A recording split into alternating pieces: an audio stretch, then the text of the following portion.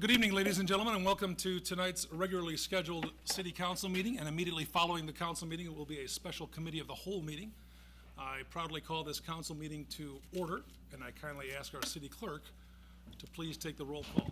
Mike Bruno. Here. Claire Burkhardt. Here. Don Cummings.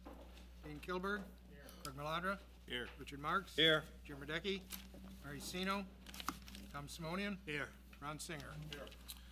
I did receive word from Alderman Radecki and Alderman Cummings that they would not be present this evening. I'm certain that, I think Monday nights are busy nights for Alderman Sino, so I suspect she'll probably, if not en route, will be here momentarily. We begin our city council meetings with the Pledge of Allegiance. I would like to ask Firefighter Henchen and Mr. Bledsoe to concurrently lead us in the pledge. Allegiance to the flag of the United States of America and to the republic for which it stands, one nation, under God, indivisible, with liberty and justice for all. Thank you, gentlemen.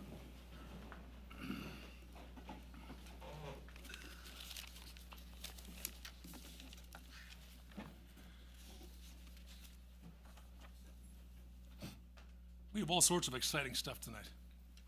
You get to welcome new people on board, those who are volunteering, those who are going to be professional staff.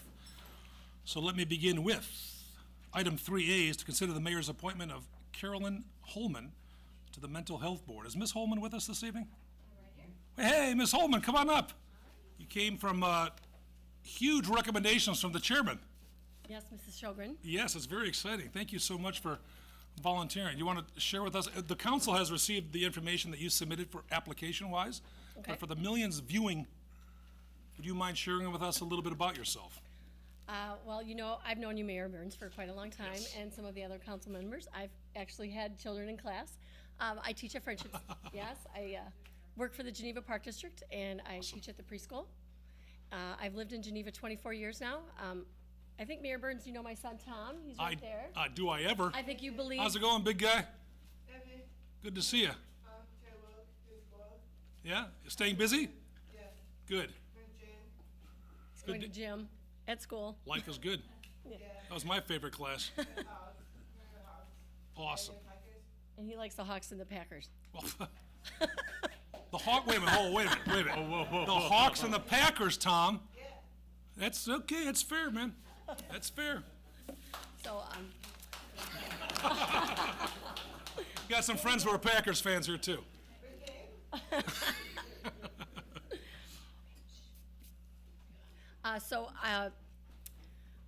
Working with students with disabilities and working with citizens that might have mental health issues has always been a passion of mine. Yes. And so when I was asked to be on the board, I gladly accepted. Fantastic. Yes. Fantastic. Well, we're delighted. And you join a great board that does extraordinary work, as you well know. Yes. So we're delighted to have your talents joining our team as well. So, any questions for Ms. Holman? Do we have a motion to so approve the appointment? So moved. Alderman Marks, Alderman Sino. A voice vote is sufficient. All in favor, please say aye. Aye. Anyone opposed? Congratulations and welcome aboard. Well, thank you. Thank you, everyone. Thank you. Thanks, Tom.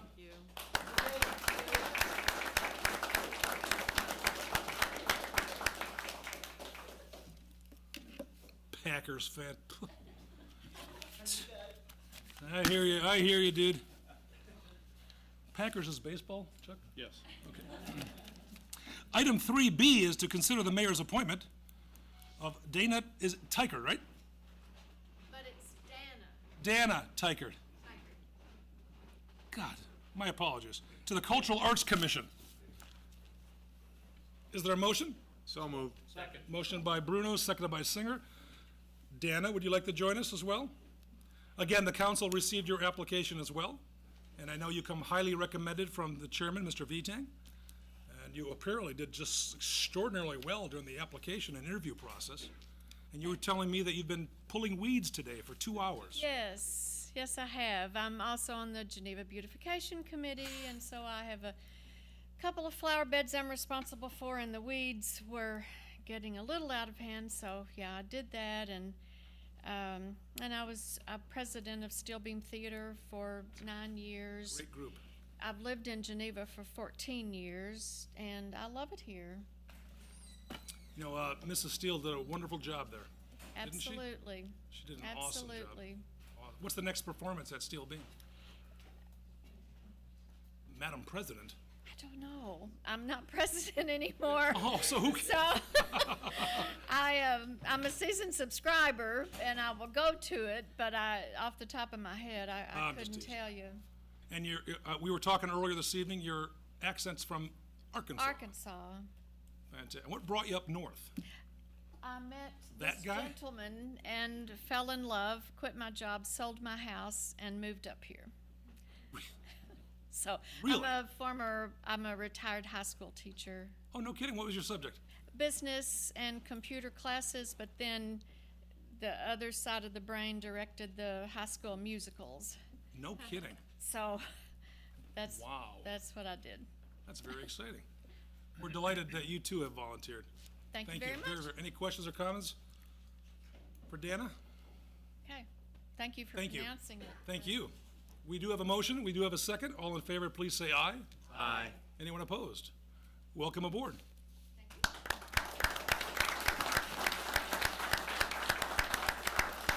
Now, as you no doubt are aware, your first paycheck's delayed by 2 weeks to. Yes, that was in my contract. Yes, yes. We're just kidding, by the way, those tuning in, so. Thank you again. The clerk has the pleasure of administering the oath of office to firefighter Joshua, goes by Josh Henchen. Correct, Josh? Right. You want to come up and join us?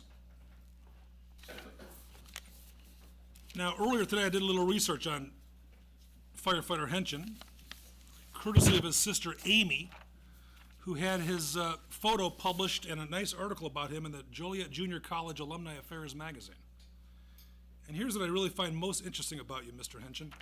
I'm going to turn to page 3 of this article, and it states as follows.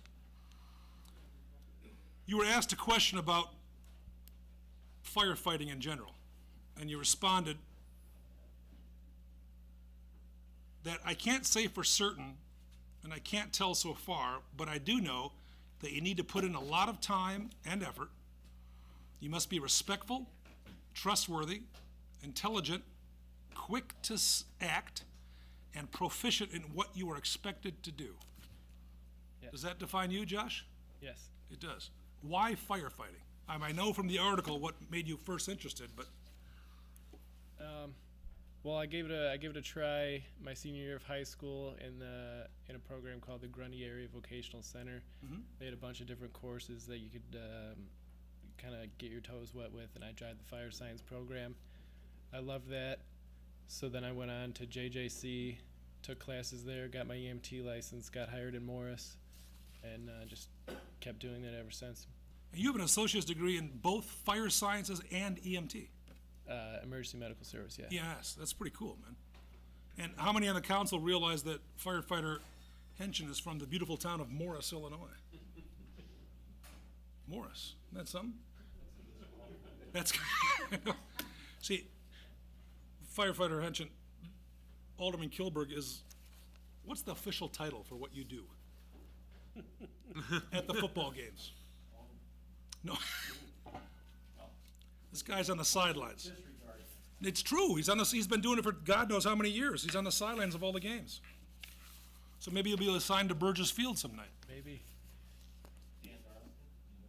Yes, I did. Enough said. We love Morris, of course. And you have a huge contingent with you tonight, don't you? Yes. Mom and Dad are in Nashville spending your inheritance, as you told me earlier. But you have uncles and aunts and sisters and brothers and all sorts of it. Do you want to introduce your guests? Yes. Far back is my Uncle Dan. Next to him is my cousin Nikki. Next to her is my sister Amy. In front of her is my brother Tony. And next to him is his wife Val. Are you all Redskins? Everyone live in Morris? None of them are Redskins. None? My uncle's a JCA alum. Really? Never heard of it. Really? Wow. That's awesome. your message to the younger kids watching today about firefighting and service and dedication and commitment? Dedication and commitment starts it off right there. If you want to do something, stick with it. Find out what you need to get it done, and don't stop until you've reached your goal. Well said. Clerk Landberg will administer the oath, and if you want to invite whomever you'd like to join you while that's being administered, please do so, sir.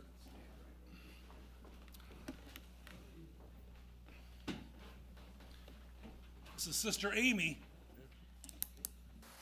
Raise your right hand, repeat after me. I, Joshua Henshin, having been appointed to the office of firefighter in the city of Geneva, county of Kane, aforesaid, do solemnly swear that I will support the Constitution of the United States, the Constitution of the state of Illinois, and that I will faithfully discharge the duties of the office of firefighter according to the best of my ability. Congratulations.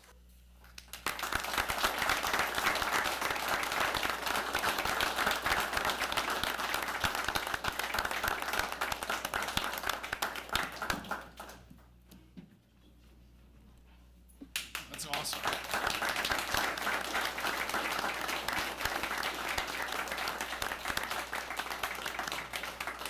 And Firefighter Henshin, please let your mom and dad know that if they wish to view this, it'll be broadcast and rebroadcast throughout the week, and it's always archived on our website as well. Okay? Awesome. Thank you, and welcome aboard. Okay, moving on, folks.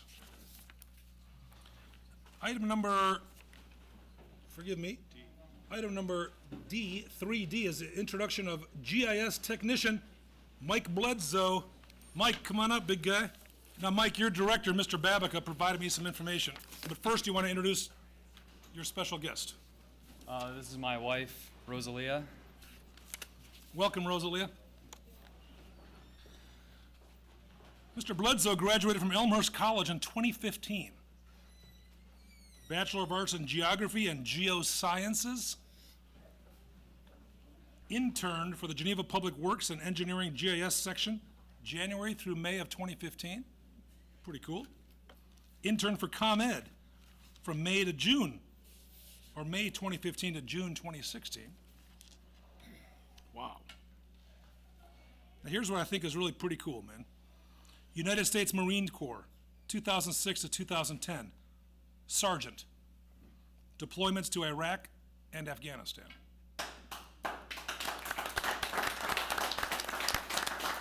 Thank you. That's pretty cool, man. Thank you. And you live in Lombard, Yes.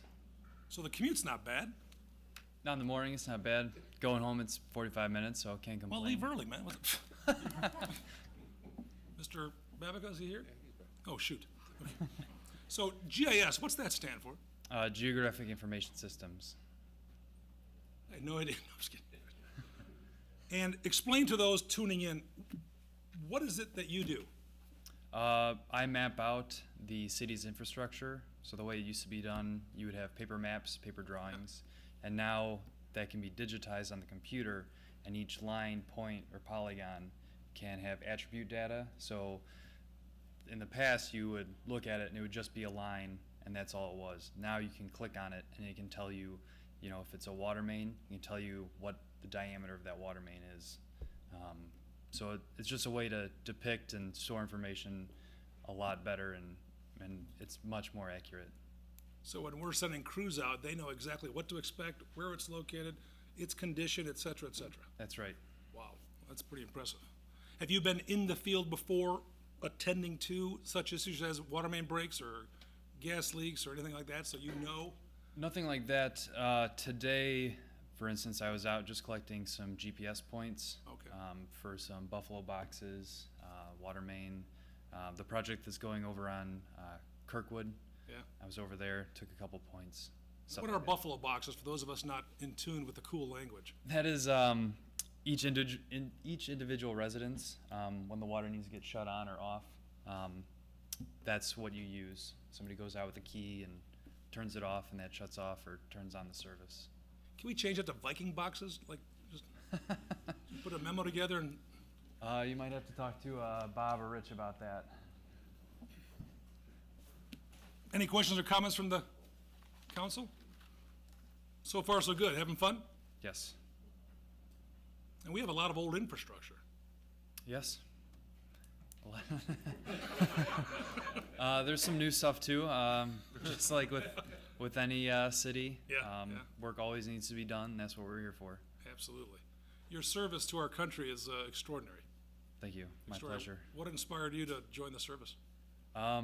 Couple things. The main thing was when high school was coming to an end, I looked around at all my friends and they were going to college, and I wanted to be part of something bigger than myself, so I chose to go into the Marine Corps. And the other thing was my brother, father, uncle, grandfather, they were all in the Navy, and I had an uncle and a great uncle in the Marine Corps, and my other grandfather in the Army, so So it's in your DNA. I suppose so. Indeed. Well, that's wonderful. Thank you very, very much. Thank you. And welcome aboard, sir. Thank you. And Rosalie, welcome aboard as well. So you had dinner at the Patton House. Now what are you going to do afterward? Go home. You take Roosevelt Road East? St. Charles, all the way in. Oh, you do? Okay. Well, if you take it to Roosevelt to Kirk, it'll pass Dairy Queen and good stuff. I might do that. I'm still a little full from the Patton House. All right, good. I'm glad they served you well. Thank you, sir. Welcome aboard. Thank you, everybody.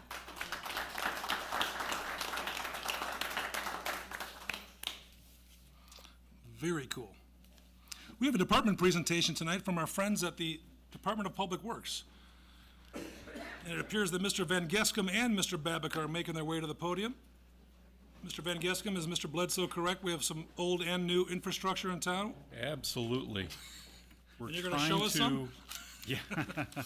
Well, what we're going to show you tonight is just an update on the wastewater treatment plant.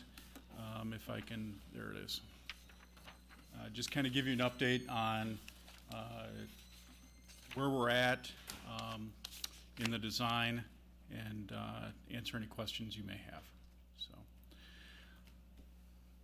as you know, we have had CDM Smith working on our design of the wastewater treatment facility improvements, which were primarily for aeration improvements along with meeting phosphorus regulations.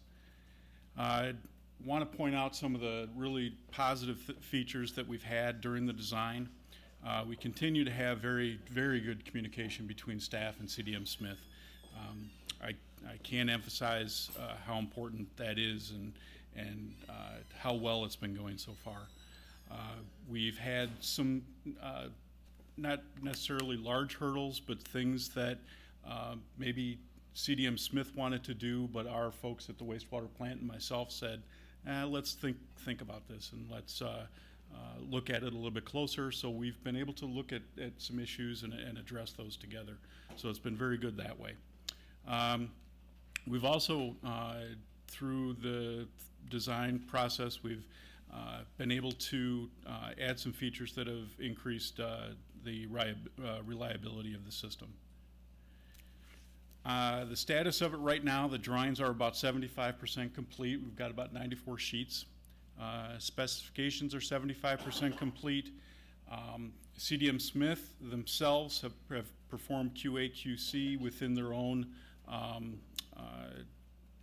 centralized facility in Chicago, to where they bring in folks who are not necessarily on the project itself, but within CDM Smith, so they can look at it with their eyes wide open and see if there's some things that maybe they didn't pick up as on the initial team that they just kind of talk over and go through. So I'm not sure how many other consultants do that, but they seem to have it down pat, and it seems to work really well for them.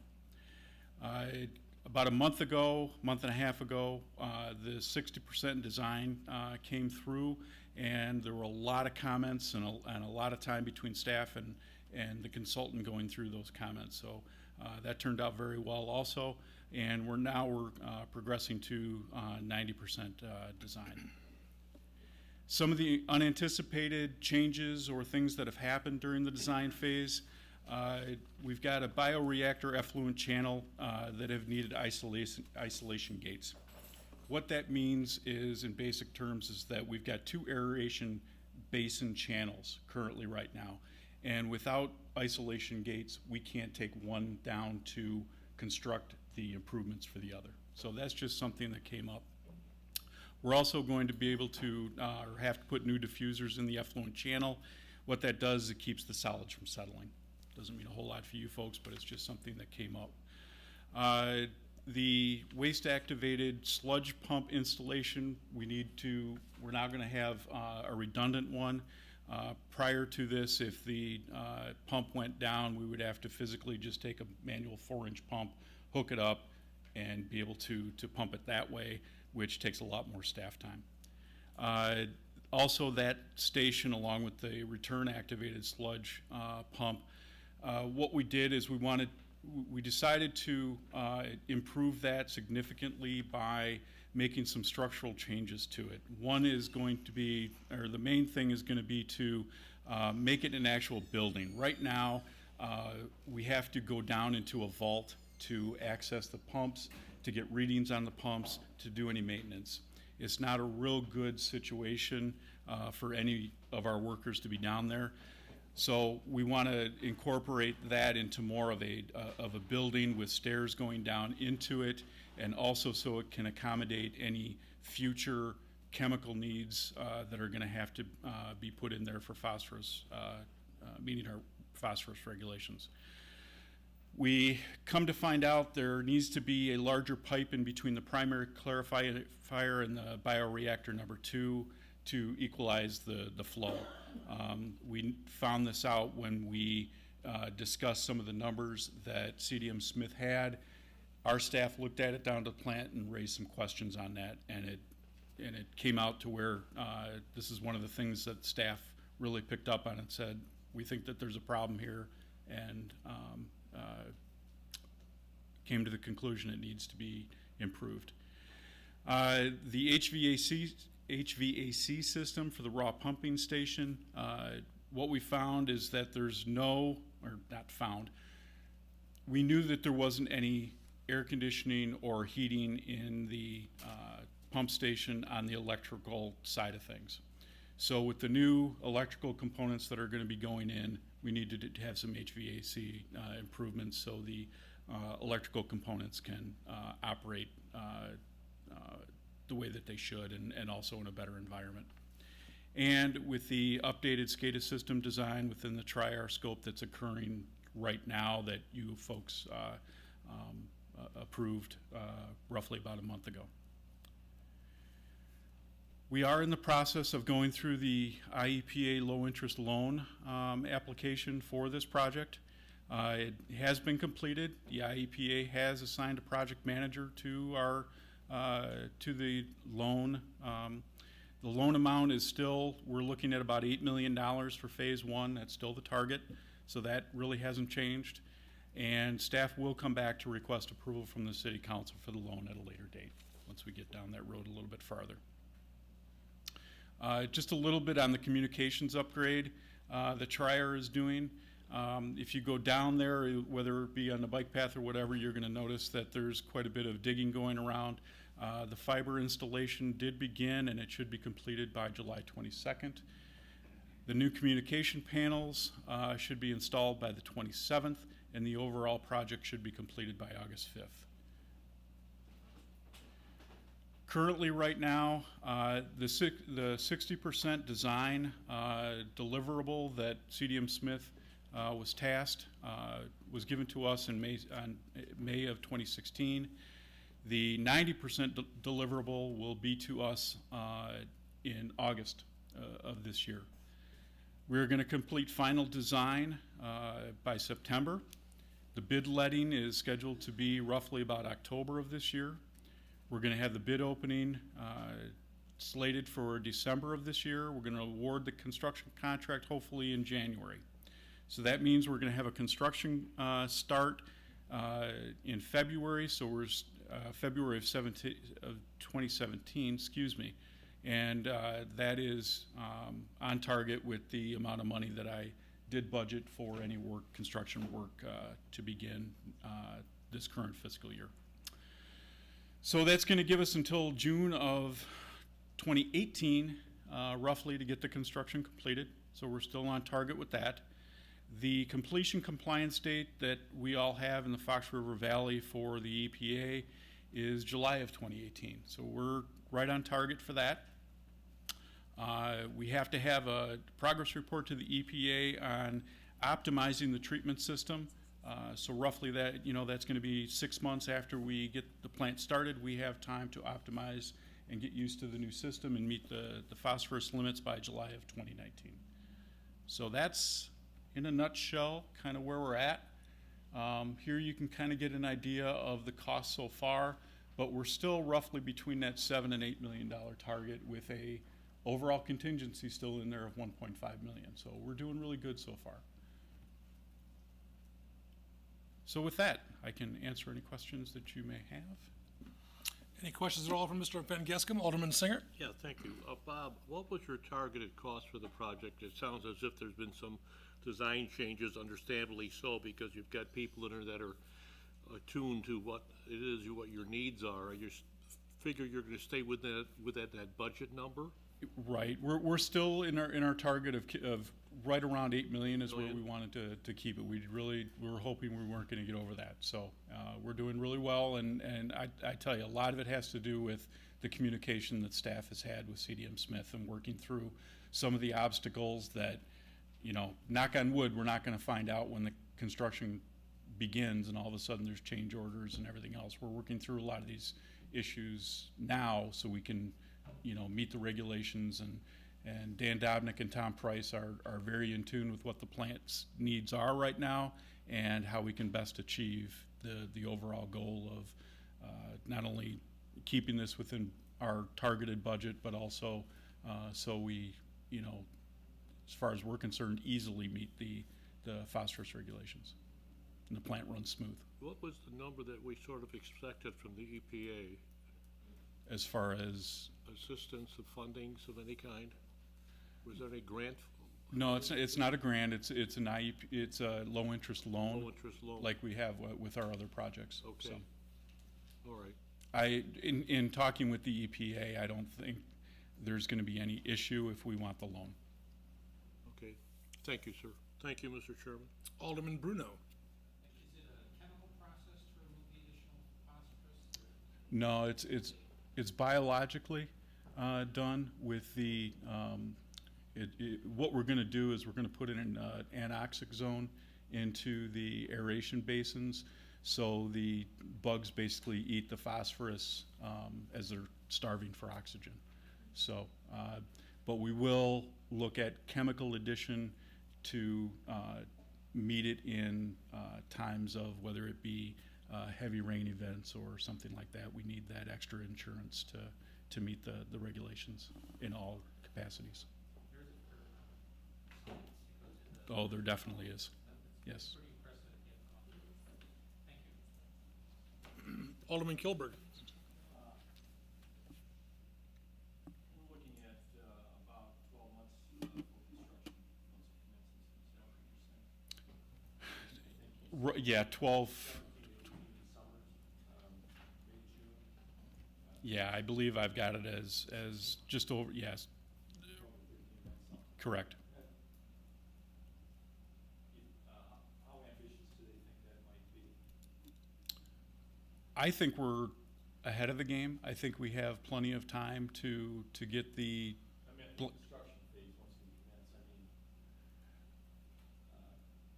what's your experience with that type of a 12-month time frame? Do you feel that's? Yes, in talking to them, I think we've done a good job so far of getting ahead of the game, and I don't think that their time schedule is a problem or a concern as far as construction goes. Will there be a lot of outside vendors involved in this? Or who will be undertaking the construction itself? Once we go out to bid with that, what we'll do is we'll have to look at our options and what's best for us to do, either construction engineering. There will be outside vendors. Oh, yes. Yes.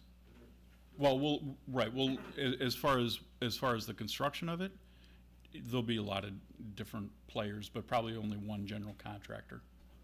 So, I guess my question then really is, how many other municipalities up and down Fox are undertaking like projects? And are we potentially going to be in some type of bottleneck as these contractors get busy and booked, and all of a sudden we're in delays potentially?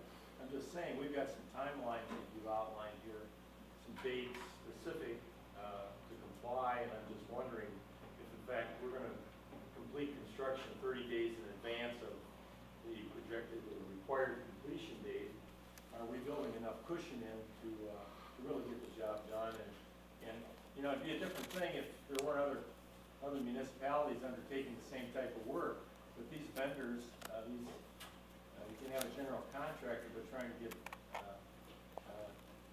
all these independent companies lined up to get the job done. How are you feeling about that, and how's CDM feeling about that?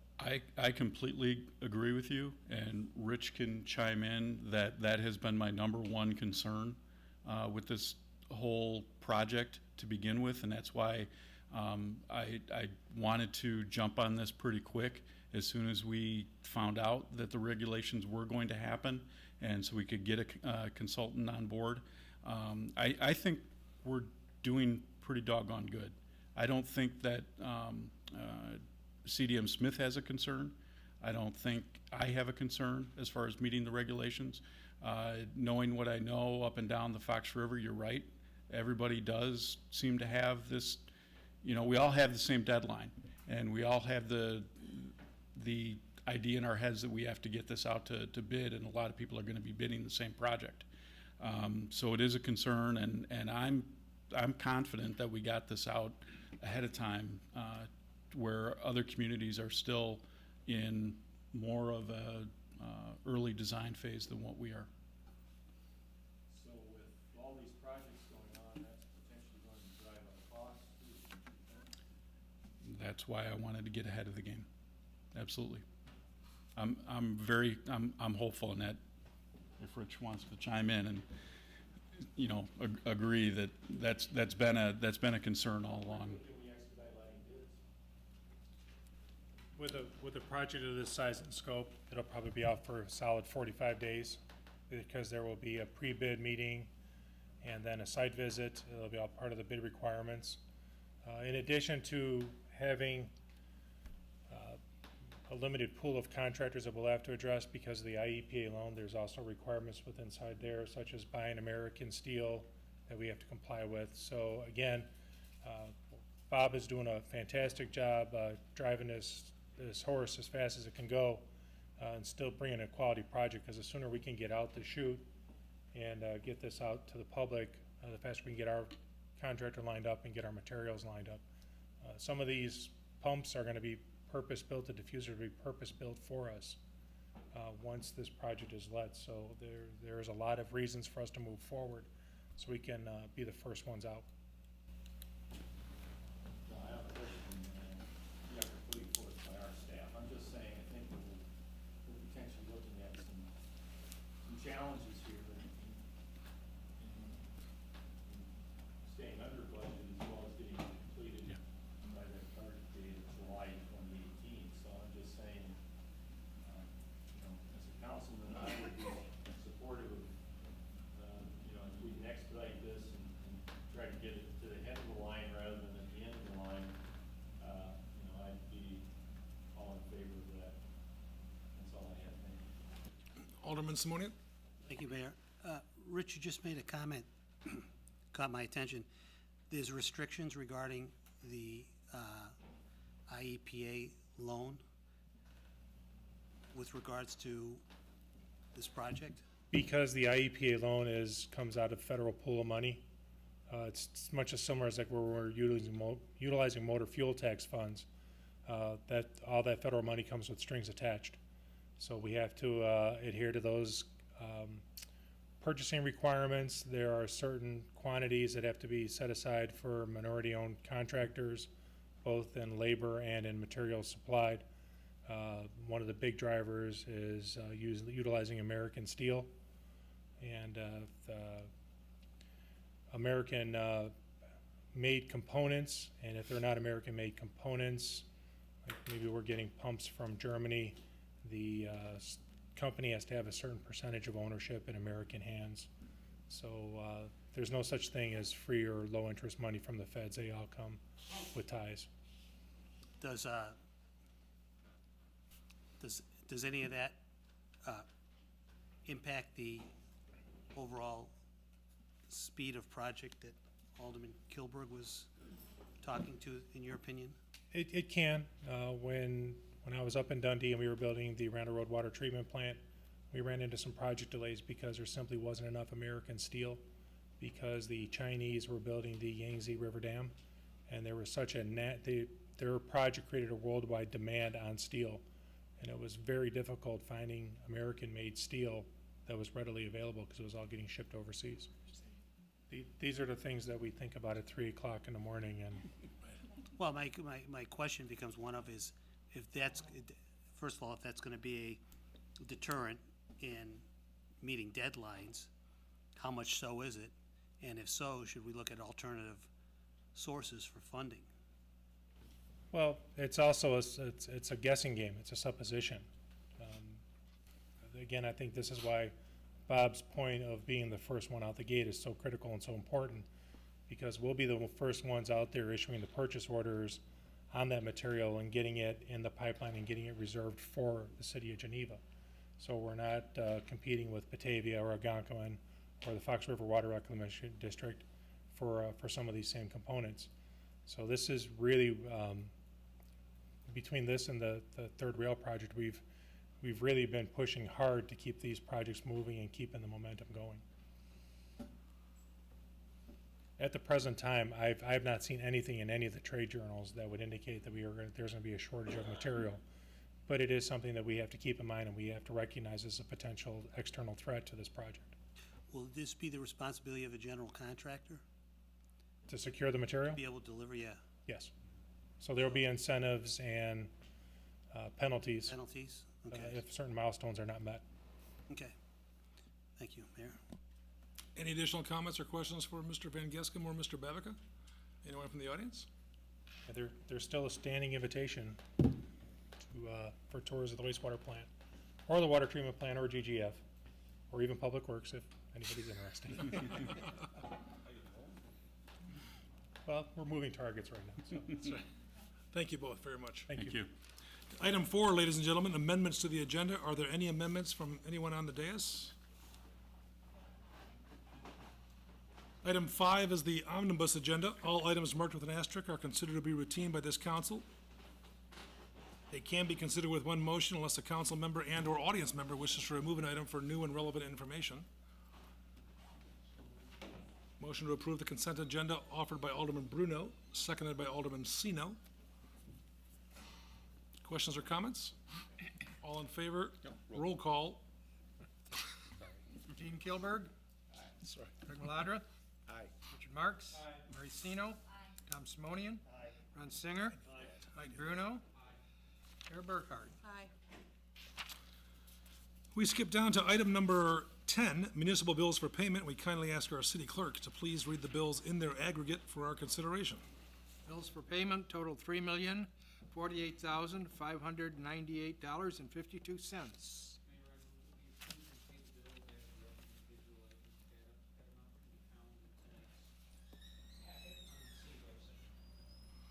Alderman Bruno makes the motion to pay the bills as presented. Alderman Sino makes the second. Any questions or comments? A roll call is in order. Mr. Clerk. Dean Kilberg. Craig Maladra. Richard Marks. Aye. Mary Sino. Tom Simonian. Ron Singer. Mike Bruno. Mayor Burkhardt. Motion passes. Item 12A, is to recommend resolution number 2016-61, appointing Stephanie Dawkins, our city administrator, as the deputy city clerk. So moved. Motion by Bruno, Second. seconded by Burghardt. Any questions or comments? This and the next item are primarily housekeeping items. Roll call vote is in order. Mr. Clerk? Ian Kilberg. Aye. Greg Maladra. Aye. Richard Marks. Aye. Mary Sino. Tom Simonian. Aye. Ron Singer. Aye. Mike Bruno. Aye. Tara Burkhart. Aye.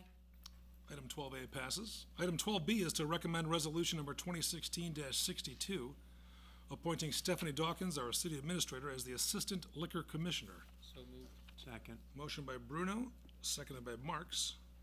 Any questions or comments? Seeing none, hearing none, roll call, Mr. Clerk. Ian Kilberg. Aye. Greg Maladra. Aye. Richard Marks. Aye. Mary Sino. Tom Simonian. Aye. Ron Singer. Aye. Mike Bruno. Aye. Tara Burkhart. Aye. Item 12B passes as well.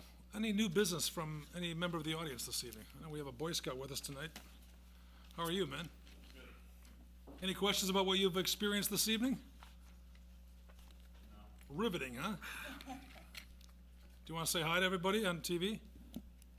Hello. Do you want to come to the podium? You don't have to, man. I just thought people will know you're here then. You're good? Awesome. Good to see you, Dad. Anyone from the dais, any new business? I have one brief announcement. It came to me via email and was reminded to me in a nice letter after a 44-year hiatus. Check this out, folks. The Geneva River Rats captured the conference championship. Isn't that pretty cool? Yeah, that's awesome. Congratulations, River Rats. Swimmers, in case anyone's curious. If there's nothing else on our new business, I'll be happy to entertain a motion to adjourn. Alderman Simonian makes that motion. Alderman Marks makes the second. All in favor, please say aye. Aye. The council meeting is adjourned. We'll take just a brief break, and then we'll begin our special committee of the whole meeting. Ladies and gentlemen, good evening and welcome to tonight's special committee of the whole meeting. The committee of the whole meeting is called to order. Let the record show that all the aldermen, save for Alderman Radecki and Alderman Cummings, are present. We have a few items of business this evening. Item 2A is to consider approval of an intergovernmental agreement by and between the City of Geneva and the Geneva Community Unit School District Number 304 regarding the Geneva Fox River Redevelopment Project Area as presented by the Geneva Community Unit School District 304. Is there a motion to put this on the floor? Alderman Bruno, seconded by Alderman Marks.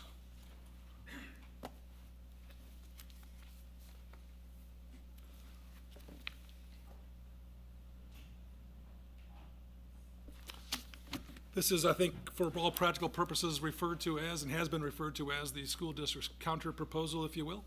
So certainly any questions or comments related thereto can be made at this time. Yes, sir. Could someone bring me up to speed or elaborate on how this has sort of evolved, as far as, was there meetings as related to this, discussion, or was this, was advanced unilaterally? You're referring to the counter proposal? Right. I mean, I guess my question is, have attorneys been in discussion as it relates to this document, or has staff, or the mayor and, board members at all, or is this was developed independently by the school board and forwarded to us? This was developed independently by the school board and their council, and forwarded to us last week, Okay. On Wednesday, the 13th of July. Okay, so there was no precursor to the July 11th school board meeting? In other words, weren't any discussions as it relates to elements of this draft or document? No, the only discussions held with respect to the original. Understood. Yeah, but Understood, I know but- the school district certainly had some discussions, according to the media. The meeting lasted approximately Yeah, an no, hour. I know, but I mean, I'm just wondering if it would have been productive to have some type of an exchange as it relates to the advancement of this, in light of where we've come from. you know, I just feel that conversation sometimes is a lot more productive than just trading letters. Well, I mean, prior to the submission of this counterproposal, of course, you were involved in early discussions along with Alderman Radecki. Right. I know other council members were also involved in discussions leading up to the May 3rd presentation by the school district. Subsequent to that May 3rd presentation, additional meetings were held as well between school board members, council members, and conversations, I know multiple conversations were held, whether it be in person or over the phone by, I believe, everyone in this room, respectful, of course, of the Open Meetings Act. And as a result of those discussions, it's my opinion that this counterproposal is part and parcel the school district's reflection on our original proposal, defining it as perhaps not as robust as they would like, and therefore asking it to be more robust. Thank you. Thank you.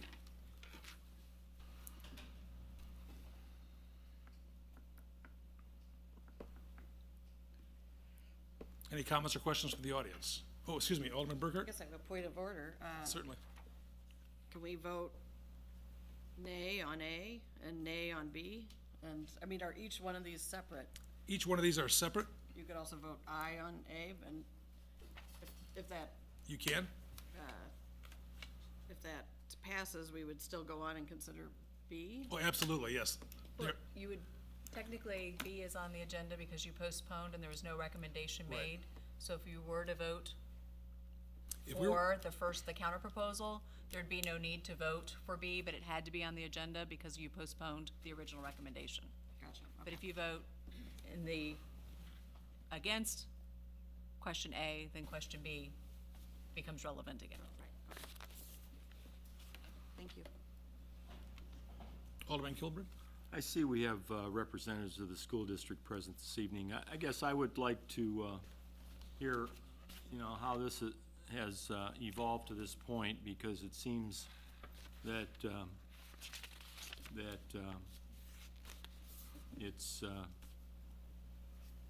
it's continued to reach a little further from where, obviously, a lot further from where we were a few weeks ago. Maybe somebody could enlighten us as to the process and how this seems to be, from the school district's perspective, where it needs to be. Could someone speak to that if they'd care to, or maybe not? Certainly. I open the floor to the audience, and Mr. Pettish, welcome, sir. Thank you, Mr. Mayor. The mayor very accurately described the discussions that have taken place. Majority of them have taken place in a public forum. And it's fair to say that he is absolutely correct. Our proposal, our counter-proposal, is a little more robust than was your offer. But I would like to point out that we've taken a look at the properties that the school district is requesting that you consider putting in the agreement. And if you compared the EAVs from 2014 to 2015, for just those properties that we've asked you to include, you would note that 6 of the 9 properties had a decrease in EAV from 2014 to 2015. Therefore, if you had passed this TIF district in 2014, using the 2014 EAVs as the starting point, 6 of the 9 properties that we're asking you to add would have generated no increment in that year from 2014 to 2015. And of the 3 that would have generated increment, the Buttermilk property increased EAV from 2014 to 2015 by 11,304, Foxfire by 4,139, and the State Farm property by $421. That's just EAV. That's not the tax increment, but that is the difference in EAV that would have generated the increment. All the other properties would have created no increment because their EAVs went down. So we're not, although it looks like we're adding 9 properties, and that's a tremendous amount of EAV, it really doesn't represent a great deal of increment. And the 2 properties that the city had asked to include That EAV on those two properties rose by 79,911. The 9 properties that we asked you to add only increased EAV by 15,864, and in fact, those other 6 properties, it all went down. So from our point of view, we're asking you to consider those properties, not in terms of, adding up all their EAVs and saying, oh my God, it's 40% of the total EAV of the TIF. Take a look at really the increment that would be generated from those properties. It's our position that it's not a great deal more than the 2 properties that you have included in your first proposal. And yes, we would have loved to sit down, lawyers in a room with representatives, but that didn't happen, somewhat because of the time constraints involved, through no fault of anyone other than time. I hope that answered. Alderman Kilberg, the floor is yours still. Any reaction to his comments,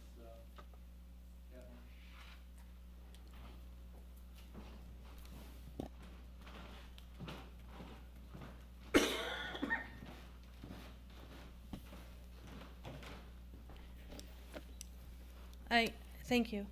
I would just point to the fact that although the EAV did not show the growth, this is again a long-term plan, and it is over a 23-year period, and it would be the expectation that it would be a significant amount of money that could be utilized to fund improvements within the district.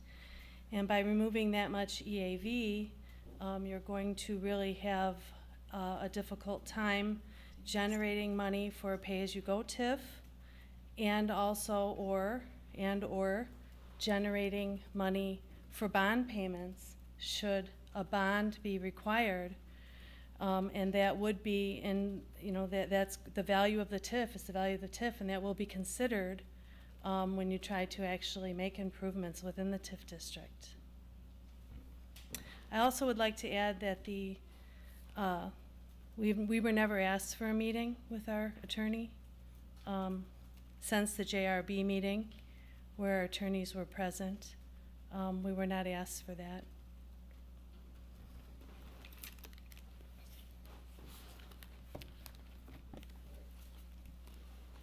From the dais, anyone else? Alderman Simonian? All right. Hold on.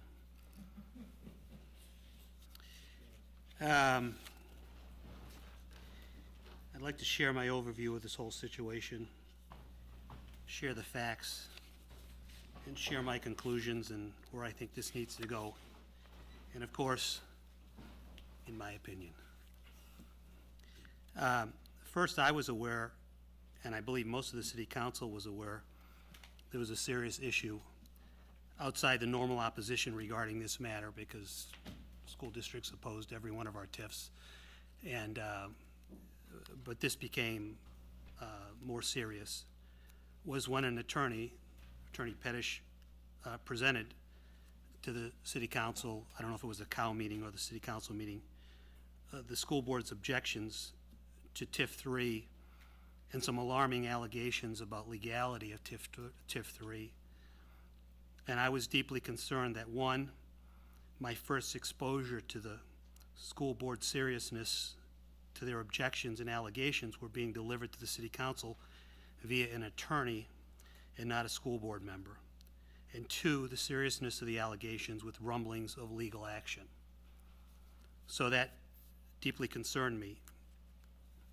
So my dad told me a long time ago, believe 50% of what you hear and 100% of what you see. So I attended the school board's presentation in early May, again presented by an attorney versus the school board, to the public regarding their objections to TIF 3 and the basis for their objections. And I personally wanted to get to the basis of these objections and allegations and hear for myself from the sources versus an attorney. So I met with the school board president, I met with a number of the school board members, and at the request of the president of the school board, I met with the superintendent of schools. I also met with our former city administrator, Mary McKittrick, and staff to get their perspective. From those meetings and subsequent representations and presentations from city consultants, city staff, school board attorney, public input, and facts, I've come to the following conclusions. The best dialogue and conversation for me at any of the COW or city council meetings was when Mr. Lamb from the school board approached the city council with both background, perspective, and what the school board is looking for moving forward. This was about a month ago. Conversation back and forth between Mr. Lamb and city council members was very helpful for me, and in my opinion, the way the school board should have begun their concerns and objections with the city council and not begin the process with an attorney, with all due respect. But I also understand that the school board felt that there was no collaboration with the city of Geneva and the school board. And I understand that, and I appreciate that. What I also conclude is the school board has some very short-term cash flow needs, and TIF 3 is an economic development long-term vision. Trying to accomplish both objectives through the redesign of a TIF 3 is very difficult and definitely impossible based on what each group feels is a fair compromise. Economic development is the responsibility of the city of Geneva and its elected officials, and that the spirit of what Geneva is all about should not be threatened with litigation. In the same spirit of what Geneva is all about, it should be the responsibility of the city of Geneva to communicate and collaborate better with the other governing bodies regarding these types of strategies, even though the final decision rests in our lap. School board originally questioned 13 properties representing 48.9% of the total EAV. City of Geneva responded offering 2 properties representing almost 30% of the total EAV. School board responded back, not budging from the 13 properties and the 48.9%. I personally asked of the school board when Mr. Lamb was at the podium about a month ago or so ago, that if the school board does not accept the city's offer of 30% and comes back with more than that, would they come with some incentives that the city could use in lieu of the excess EAV? For example, elimination of land cash or some abatements. This obviously fell on deaf ears and is extremely disappointing to me. So now I'm at a point in time where I now have to look at the facts. I got to remove the emotions, remove the personalities, and look at the facts. Facts are TIF 1's EAV base is 1.625 million. The final EAV is 16.967 million. The fact, there have been successful projects in TIF 1. For example, formerly the Pump House and Public Works building is now the Harrington Inn.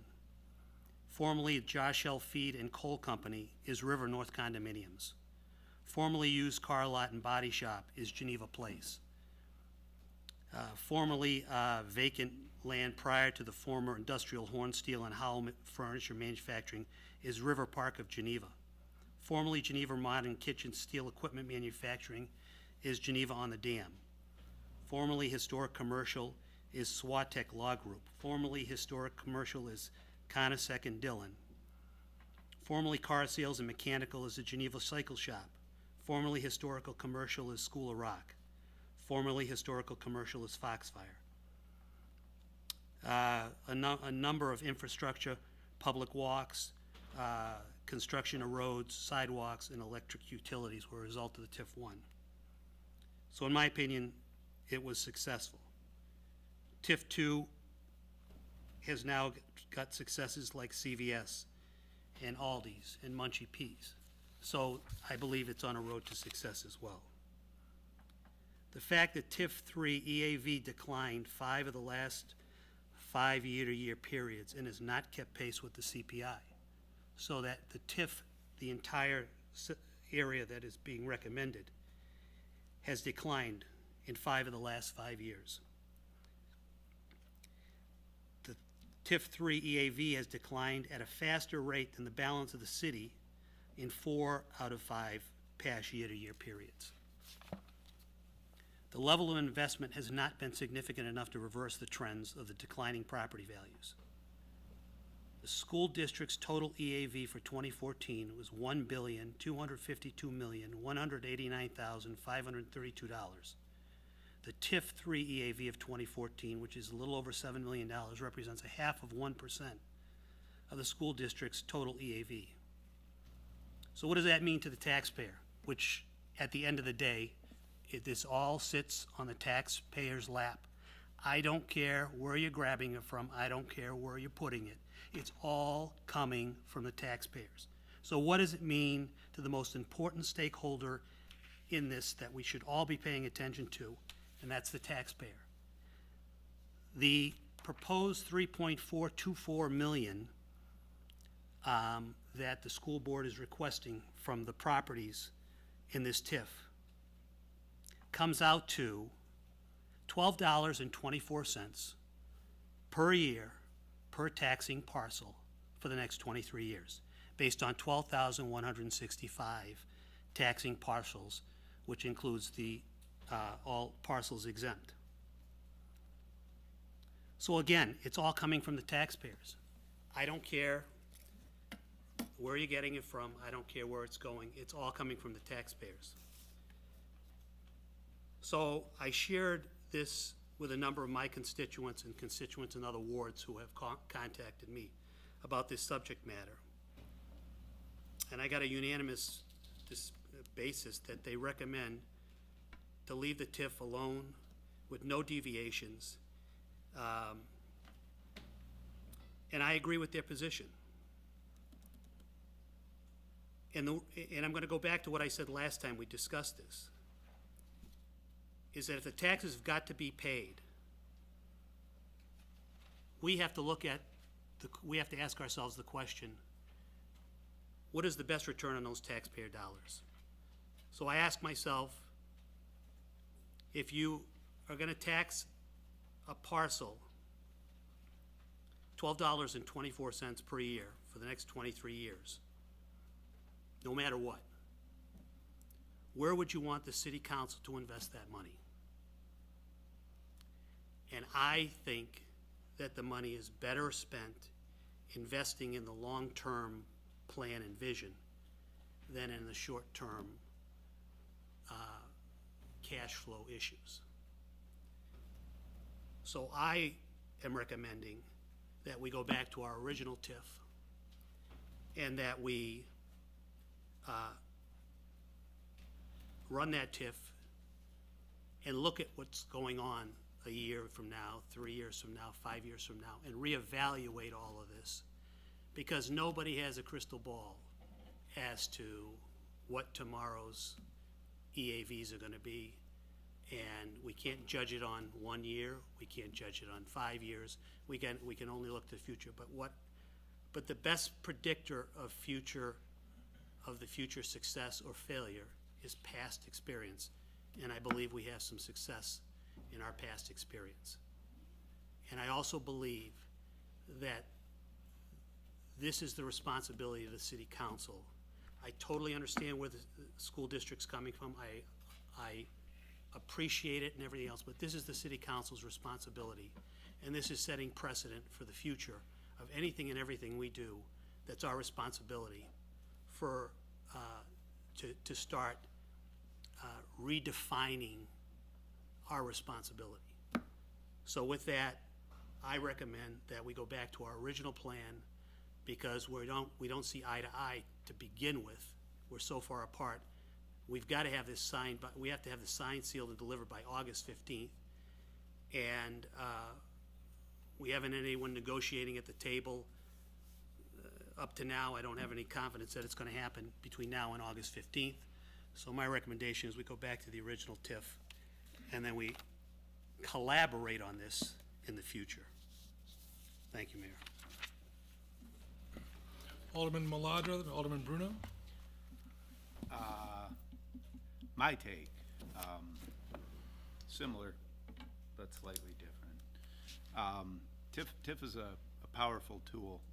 It's an economic development tool used by cities all along the railroad track.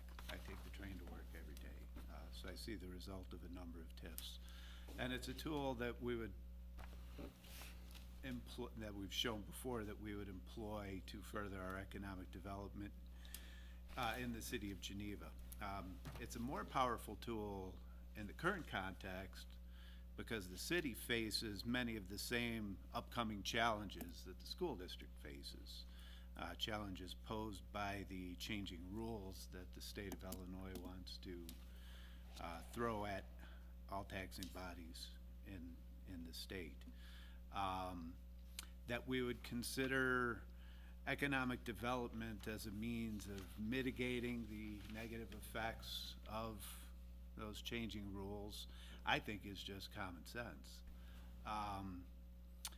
We have the opportunity with the TIF to further our economic development agenda, to mitigate the effects of any possible negative effects of changes from the state of Illinois without having to resort to issuing debt, whether they be TIF-driven bonds or general obligation bonds.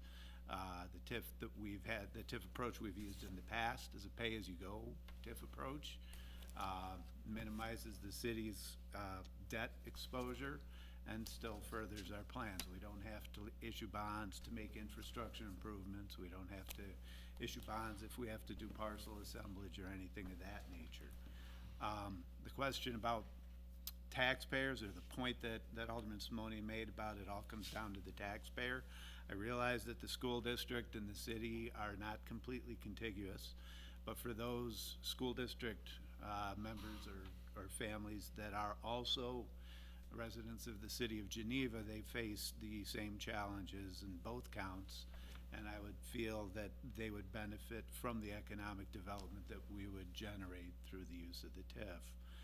If we let those properties remain stagnant, if we do not receive a return from any development in that area because of the lack of a TIF, we've generally done those taxpayers a great disservice. The only area where I disagree with Alderman Simonian is the question of collaboration. I guess I don't really understand what collaboration means anymore. I know that I attended 2 or 3 meetings with school board members, with the superintendent. True, the attorneys were not present, but I personally find that to be more conducive to free and open conversation. We laid out our challenges, they understood them. They laid out their challenges, they understood them. We identified an approach. The difference between the two bodies is not a matter of the approach, it's a matter of degree. I don't know what collaboration means, but if anybody on the school board were to say that we didn't collaborate, I would have to conclude that they're saying it because they didn't get exactly what they wanted. And the way I interpret exactly what they wanted is they started out wanting X, certain number of parcels excluded from the TIF. We started out with what Alderman Simonian refers to as a clean TIF. We moved and offered $2 million worth of what I'll call concessions in that context. The school board countered with no movement at all. So if anybody were to claim being a aggrieved party and say there is no collaboration, I'm not sure it would be us in the bad guy seat on that one. I would not resort back to the clean TIF. I would leave the TIF, the intergovernmental agreement that we provided out there, because I would like to think that the school board would take advantage of, as they said, they're squeezing nickels, so they would take advantage of whatever nickels they could get rather than no nickels whatsoever. I don't know in terms of process, though, if we have the time to do that. I would need some help and direction on that. But in general, I favor moving forward with the TIF. Thank you. Alderman Bruno.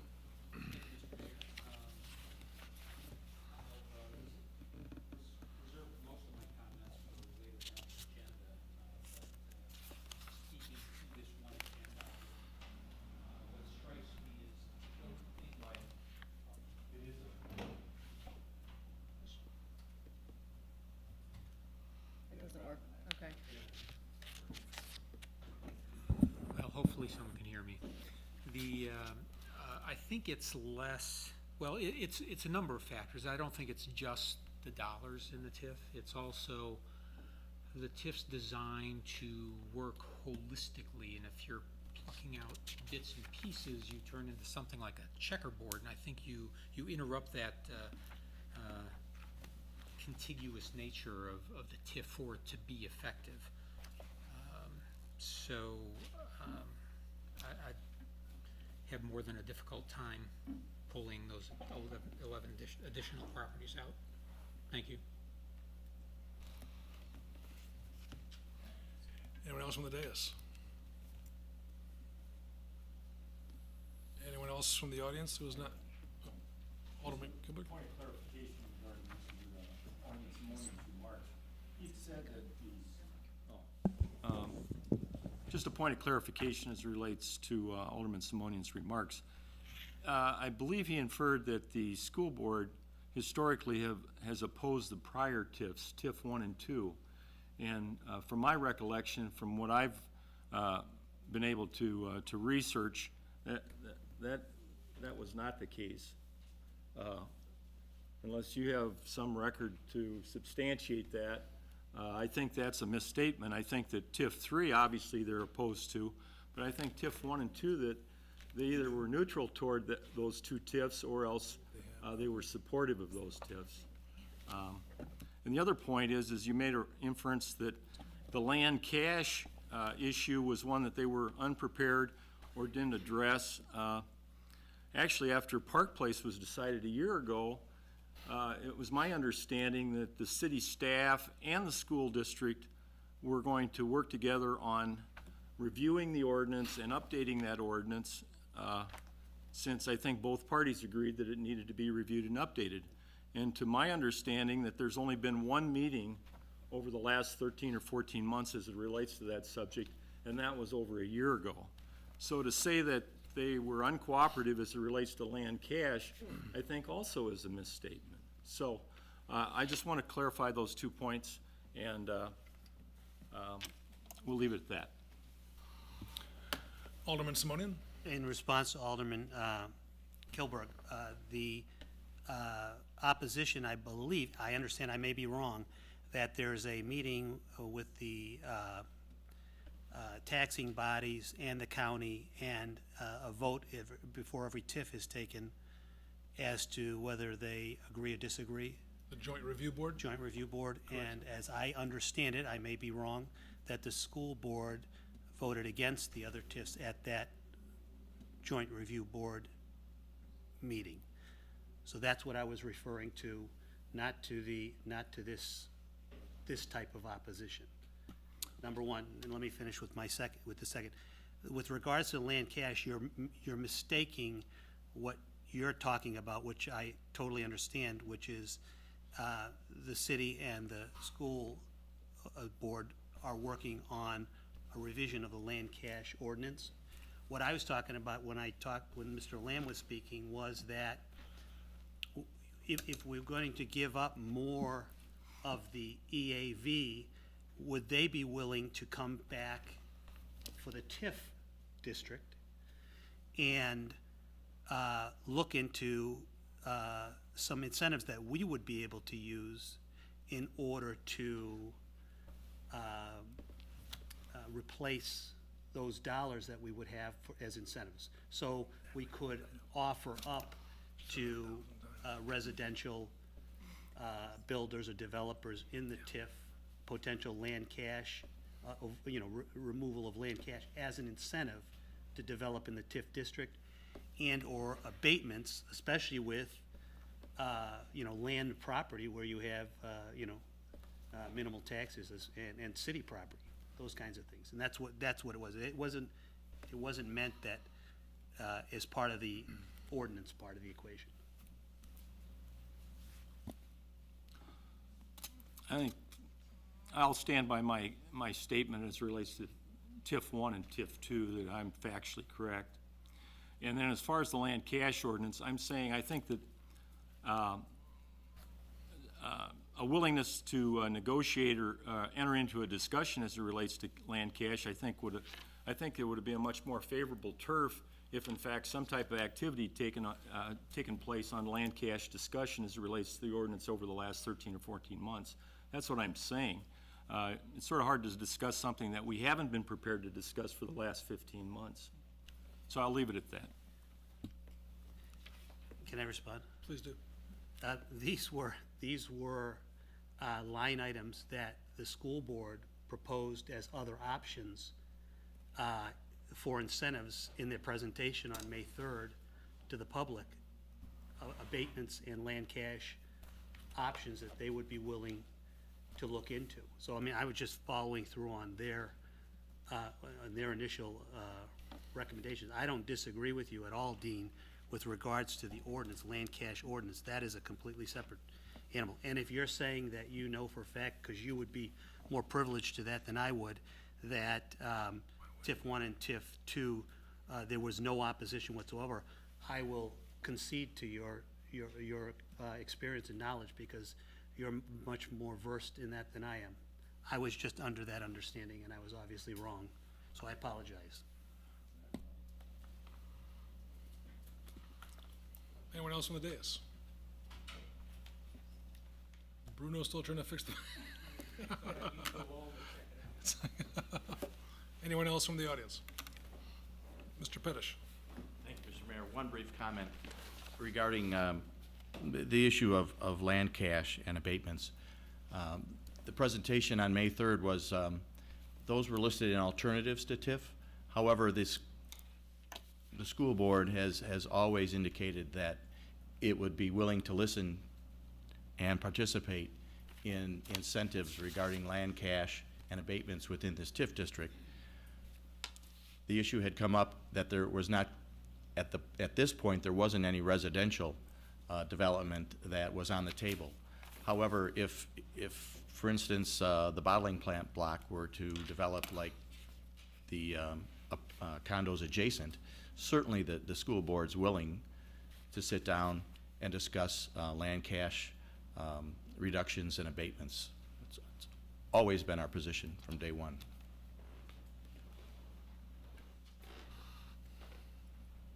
Anyone else? On the floor, ladies and gentlemen, is item 2A, to accept and support the school district's counter proposal, as it were, or as it is, would require an aye vote. To reject the school district's counter proposal would require a nay vote. Would you clarify that again, please? Yes, sir. The item on the floor is to consider the school district's counter proposal to the IGA, not the TIF, but to the IGA. A vote, an affirmative vote, would uphold the school district's counter proposal. An affirmative vote would say, yes, I accept the school district's counter proposal. A negative vote, a nay vote, would reject the school district's counter proposal. Thank you. Thank you. A simple majority is all that's needed. Additional questions or comments? If not, Mr. Clerk? Dean Kilberg, Nay. Craig Maladra, Nay. Richard Marks, Nay. Ray Sino, Tom Simonian, Nay. Ron Singer, Mike Bruno, Nay. Tara Burkhart, Nay.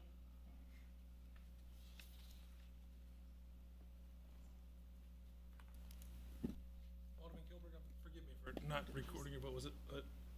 they were All all nay? voted against, yes. Okay, forgive me.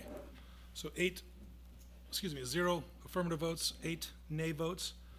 For all practical purposes, this item 2A, has been rejected and will not advance any further. I would ask that consideration be given to resolution authorizing approval of an intergovernmental agreement by and between the City of Geneva and the Geneva Community Unit School District Number 304 regarding the Geneva Fox River redevelopment project area as presented by the City of Geneva, contingent upon school district's approval no later than Monday, July 25, 2016. So moved. Second. I'm gonna, I believe it was Maladra, then Singer. This question's on the floor. Alderman Maladra? Question about that date. Could you walk me through the reasoning behind July 25th? That was the date the council said that they were gonna make a final decision. And that was based on having to be ready by August 8th. No, the schedule that was set out a couple weeks ago was that it would be considered tonight and final vote taken on the 25th.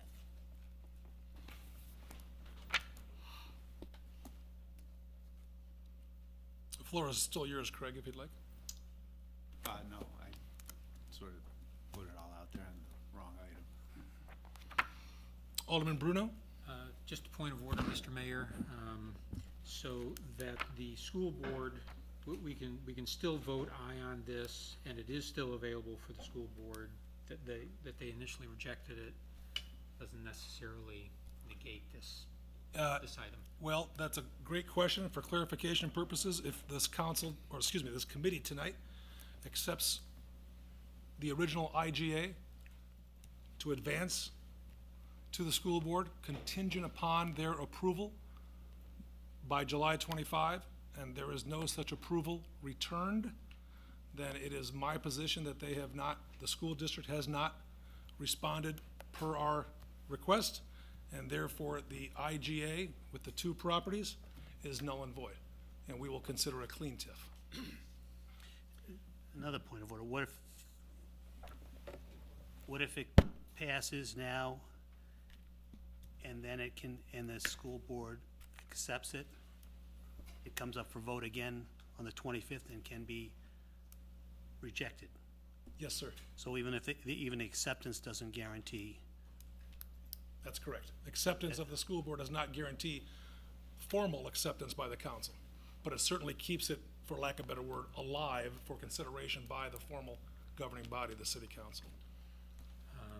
Well, to that item, I'd be interested in the temperature of the council. I am inclined, like Alderman Maladra, for good faith to still include that, those two items as an IGA. Thank you. Anyone else from the dais?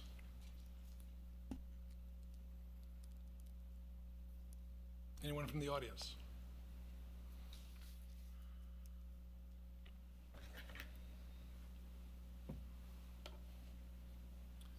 Mr. Clerk, the question on the floor is item 2B, as in boy. Kindly take the roll. Dean Kilberg? Yay. Craig Maladra? Aye. Richard Marks? Yay. Could I go back a second and, Dean, what did? Yay, not. Yay. Aye. Okay. Mary Sino? Aye. Tom Simonian? nay. Ron Singer? Yay. Mike Bruno? Aye. Tara Burkhardt? Aye. The motion passes with 6 affirmative votes, 2 nay votes, 2 absent. Alderman Bruno? Thank you, Mr. Mayor. Just another point of order. These next 3 items are presumably split out for procedural reasons. Correct. The primary discussion as to whether we move forward on a TIF is this C. Is that correct? Yeah, the TIF ordinance and the IGA are separate documents, as you well know, so, You're correct in what you're saying. yeah. We had to have 3 separate votes on these 3 separate items to enact a TIF, but you can have the discussion kind of all with item C. Thank you. So item C, ladies and gentlemen, is to recommend draft ordinance approving a tax increment redevelopment plan and redevelopment project for the Geneva Fox River redevelopment project area. So moved. Motion by Alderman Singer, seconded by Alderman Marks, I believe. Questions or comments regarding item 3C? Forgive me, 2C. Yes, sir. 2C here. Alderman Bruno. Thank you, Mr. Mayor. If I can borrow the two neighboring microphones, just so. Knock on the door if you can hear me. Okay, good. It's lurch back there.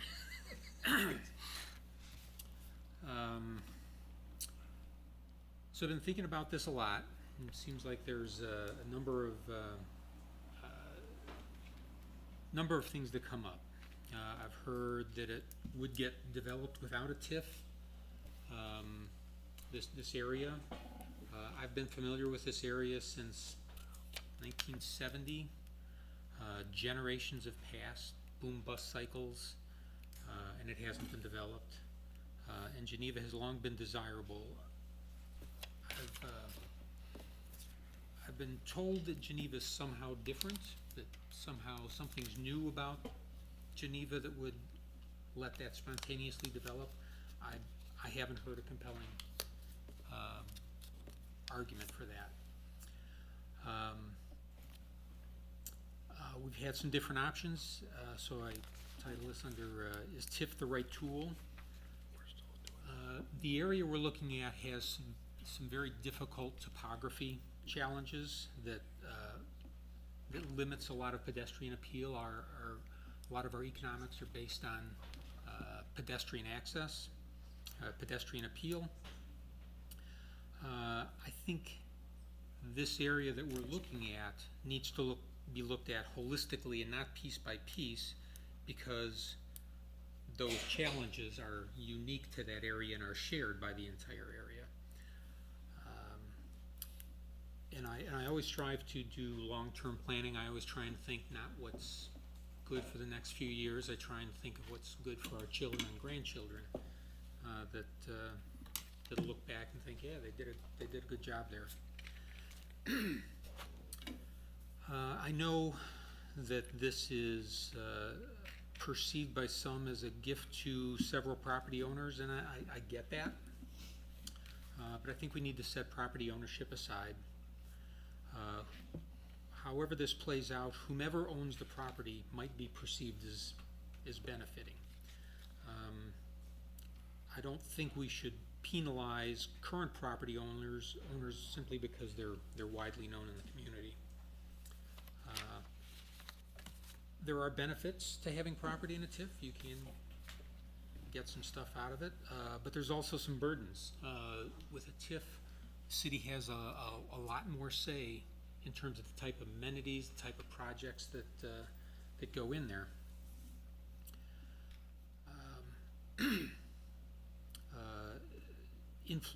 Developed independently, not nearly as the influence by the city. And when it comes down to it, it's this body, these 11 votes here, that determine whether we allocate any monies to any part of a project, any part of any particular property owner.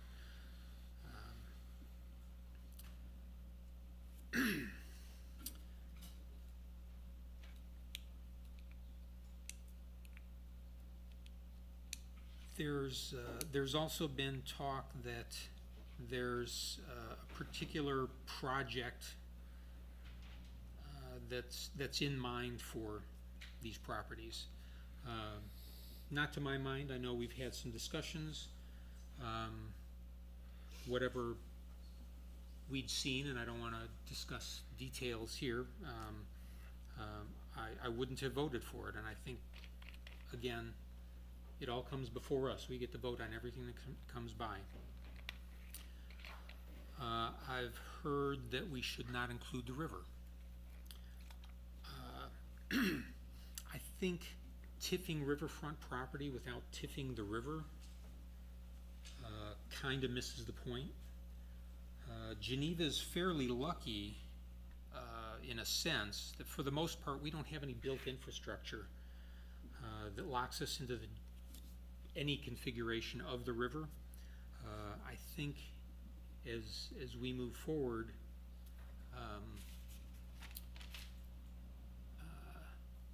I think there will be a symbiosis with what the river is and what the river bank is. So I think it's important that TIF look at both of them so they can work symbiotically. think in the relative near term, there's going to be discussions about options to enhance the river with economic and environmental motives.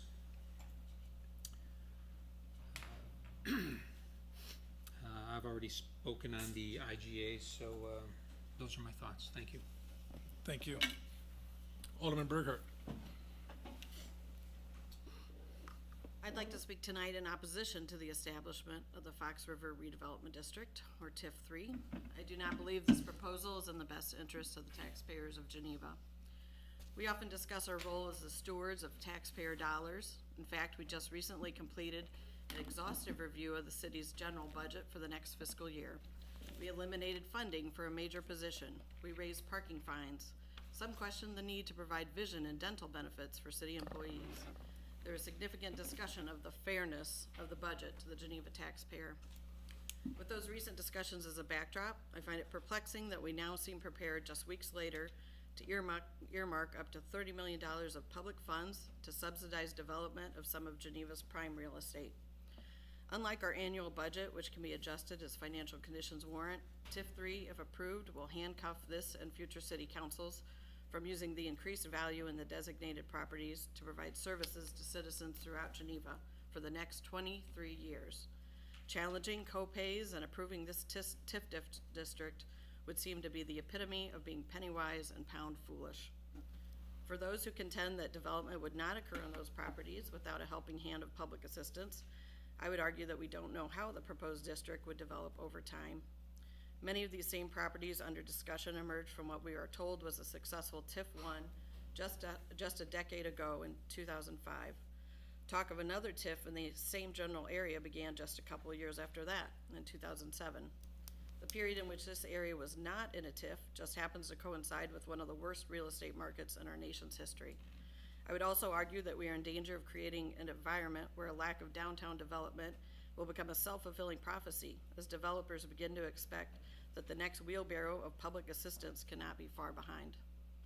According to a Kane County Chronicle article from April 13th, 2016, the owner of the Mill Race Inn property entered into an agreement to purchase the Geneva Cycle property in an effort to consolidate the parcels on the southwest corner of routes 38 and 25. I found two things about this article interesting. First, although the purchase contract was signed in late 2015, it will not be executed until sometime between December 2017 and December 2020. Secondly, the seller indicated that he finally agreed to sell because the offer was $300,000 to $400,000 more than any other competing offer. I don't know about the others here, but the only time I don't worry about what something costs is when someone else is picking up the check. Or in language more specific to this situation, of using TIF funds for property acquisition. I do believe this is indicative of a mindset that says, why develop now if I can wait and split the cost with the city? I also think it points to another issue, that some of these properties have not been redeveloped simply because the owners have been unwilling to sell. As future tax revenues from development or inflationary increases in assessments are circumvented from our general budget, they will need to be replaced by other revenues to cover the increased demands for city services and the services of other taxing bodies. We've heard about alpha and beta in this discussion to symbolize risk. Well, I'm most concerned about delta, the difference between what Geneva taxpayers will pay if this district is approved and what they should pay if this private development was left to the private sector. I fear most for our senior and retiree population that have been the subject of much conversation. We've heard stories read from the dais of longtime residents that find it harder every year to continue to call Geneva home because of an increasing tax burden. Now we face the prospect of telling seniors that they will foot the bill to cover increasing taxes for the next quarter of a century for an investment that may or not pay off for the city. This vote cannot be framed as one for or against economic development or pitting one taxing body against another. I think that's a false dichotomy. I'm in favor of economic development that makes sense for the community. I believe the TIF designation is too long in duration and too expensive for taxpayers. I'm the youngest member of this city council by 8 years, I believe. Yet if this TIF is approved, by the end of it, I will be retired myself. From a technical designation standpoint, I had a number of issues with the TIF study. I disagree with the findings that many of the proposed properties in the district are deteriorated to the extent that was intended in the use of TIF districts. I looked no further than our own consultant's findings that reported that the, quote, most common form of deterioration was surface improvements, end quote, which included such urban decay as, quote, cracks, depressions, potholes, crumbling curbs, and my favorite, quote, protruding weeds. I wonder which parcels within the city limits would not be eligible for inclusion based on these criteria. We are also presented with a table of EAVs for the proposed district. It indicated that the decline in EAVs for the entire district outpaced the rest of the city for the period of 2009 through 2014. What it failed to show is that nearly 70% of the EAV decline in the proposed district over that period was the result of declines in just 5 of the 84 parcels, hardly a widespread district decline. It is not sufficient for someone to propose a better vision for properties within the proposed district. There are properties within the proposed district that no one would objectively deem blighted or on the way to being blighted. I urge those who are inclined to fight for fairness for the Geneva taxpayer to join me in opposing this TIF. I will leave you with a quote from Professor Richard Dye, who is with the Institute of Government and Public Affairs at the University of Illinois.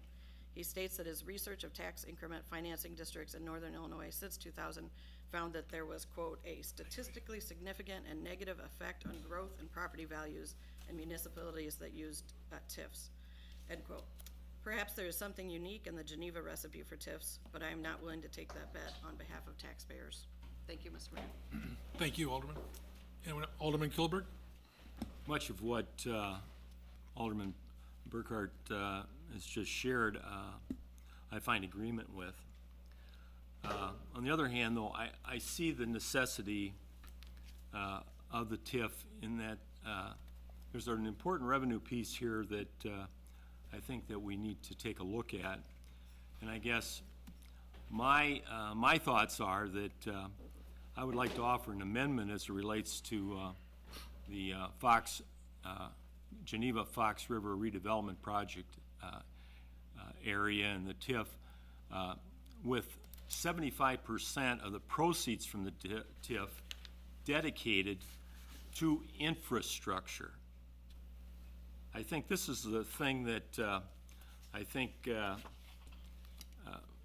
will put the taxpayer's mind at ease. I think that people in Geneva realize that water, sewer, electrical, stormwater are the often unseen needs of a community that's over 175 years old almost. We have a lot that needs to be done. It's not the attractive type of an expenditure that we can often hang our hat on because most of it takes place underground. But there is a need, and it's going to continue to be a need, an ever-increasing need as we move forward. I think some of the things that Alderman Burkhart pointed out, I think are the concerns as it relates to letters that I received here. And there, you know, we've got all of us have a half a dozen or more letters where taxpayers have a concern about the TIF. I think one of the things that would make this much more palatable would be if, in fact, we dedicated a significant portion of the proceeds to specifically infrastructure in the area, which is an area that is certainly going to have a great deal of work that needs to be done over the next 20 years. And the roughly $22 million that we're looking at here, I'm sure could easily be spent on infrastructure. And I'll support the TIF if, in fact, we add this amendment as it relates to dedicating 75% to infrastructure. I offer the amendment then to the body. Yes, subject to. It's the interpretation of the chair that the amendment is made to item 2C, the recommended draft ordinance of the approved tax increment redevelopment plan, correct? Correct, 75%. The amendment offered by Alderman Kilberg is to adopt language that would require all expenditures be utilized for infrastructure improvements within the defined TIF boundary.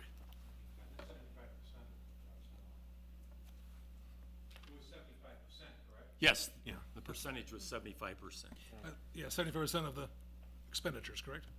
So, What, there's an amendment offered by Alderman Kilberg. Is there a second? I'll second it. Second by Alderman Burkhart.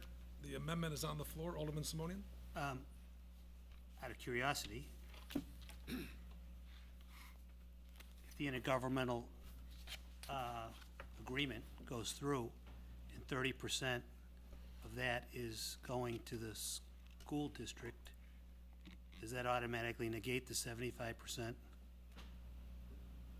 having to go to infrastructure? I mean, do we void it? Well, I would ask the committee that we seek legal counsel with respect to this discussion, not this, excuse me. I think we can advance the amendment. It's been seconded. We can discuss it depending on which way the amendment goes. We will also seek legal counsel to ensure that this is something we can do legally. To answer your question, it would be my opinion that if 30% of the land was, quote, removed, then that 75% would be even greater considering the land has shrunk. So.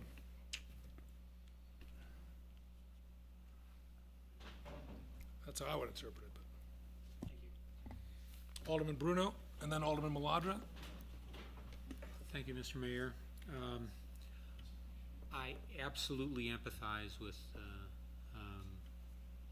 the amendment that you forwarded, and I appreciate it. My concern with that is I think since there isn't specific there are not specific projects out there, I worry that the flexibility that we have to react to opportunities might be compromised if we relegate so much of the funds to a specific use. That number may be right on, may be perfect, may not compromise the TIF, but I do worry about boxing ourselves in with that regard. I don't know if Kathleen has an opinion on that. You don't have to have one. In terms of segregating or blocking off 75% of the TIF and dedicating it to infrastructure. I agree with the mayor that you would need a legal opinion. My understanding is that you can't bind future councils on expenditures. The city council could create that as policy, but I don't think that you can put that condition on to bind future councils in that way. You have the ability to approve the expenditures through the redevelopment agreements, and also each year you approve a TIF budget as part of the budget process.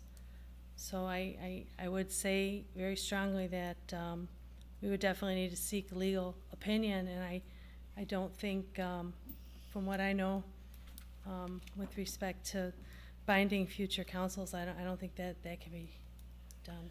That's a good point. Thank you. Sure. Alderman Maladra. I also am troubled by a very large number being restricted to infrastructure. We don't know what the infrastructure projects would be because we don't know what the projects are. I believe that the amount of infrastructure work would be dictated by the amount of work needed, and the amount of work needed would be dependent on what exactly is going to take place in that area, which we don't know about yet. What I'm equally troubled by is the idea that anything that we might use the funds for other than infrastructure is somehow tainted and wrong. This council will approve expenditures from the TIF. If we assume that anything not related to infrastructure is somehow inappropriate or a problem to the city of Geneva, we ought not to be approving those expenditures anyway. So I think that codifying a limit that we should set ourselves through our regular actions about voting only for those things that make sense doesn't seem to help much, and also has the negative effect of limiting our capabilities to deal with proposals and possibilities as they arise. Thank you. From the dais, anyone else on the amendment? From the audience on the amendment? Mr. Clerk, on the amendment? Is everyone clear about what the amendment is? Can we clarify so it's? I'm going to try my darndest. The amendment offered by Alderman Kilberg and seconded by Alderman Burghardt is to amend language in the recommended TIF ordinance to require that 75% of all expenditures from the proposed TIF 3 boundary be used for infrastructure improvements within the said boundary, subject to attorney review, legal review. So we're not voting on 2C right now, we're just voting on The amendment. Alderman Kilberg's Yeah. amendment to 2C. That's correct. Thank you. You're welcome. Mr. Clerk. Dean Kilberg, Aye. Ed Maladra, Nay. Richard Hart, Nay. Marty Sino, Nay. Tom Simonian, Nay. Frank Singer, Nay. Mike Bruno, Nay. Chair Burkhardt. Aye. The vote on the amendment fails with 2 affirmative votes and 6 nay votes. The main motion remains on the floor unamended. Item 2C. Call the question. Mr. Clerk, are you ready to vote? Or, excuse me, you ready to take the roll? Mr. Chair. I'd move that we table item 2C this evening, since we have 2 council members absent, and that their votes may very well play a role in the outcome of this decision. And it's unfortunate that neither could be here this evening to participate, either in person or by phone, since that's certainly an option that's available to both. Both are on vacation, so it would be illegal to participate by phone. Recommendation to the council. And this is, oh, excuse me, floor is yours. But I think that it's important that we have 10 members of the council present on a decision that's going to impact the community for the next 23 years. I've asked our city administrator to just quickly review the protocol with respect to a motion to call the question. I will refrain from commenting until that research is complete.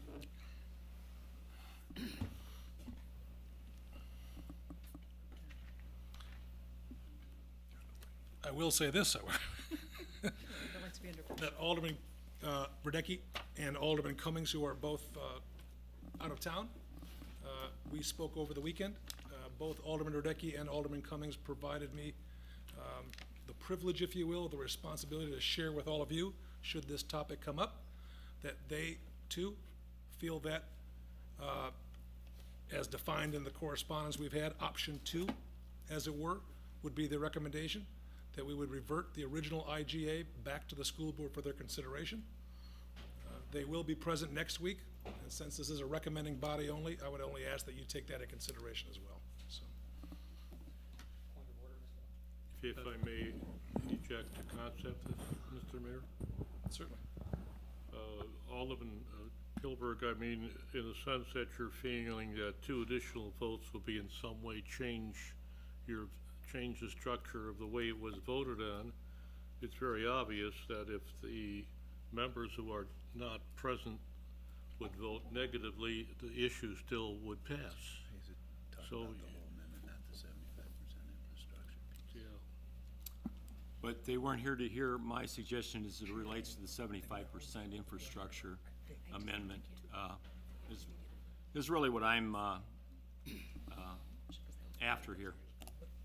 Because there may be support there, or they may have some insight to add that would sway the council in that direction.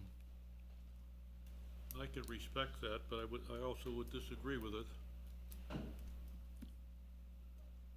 It's a point of order, Mr. Mayor. The part of the timing was to make sure we bifurcated this vote with a week in between. That's true, this is only a recommending body tonight, correct? Well, in terms of, we didn't want to have both the cow and council vote in one evening. Correct.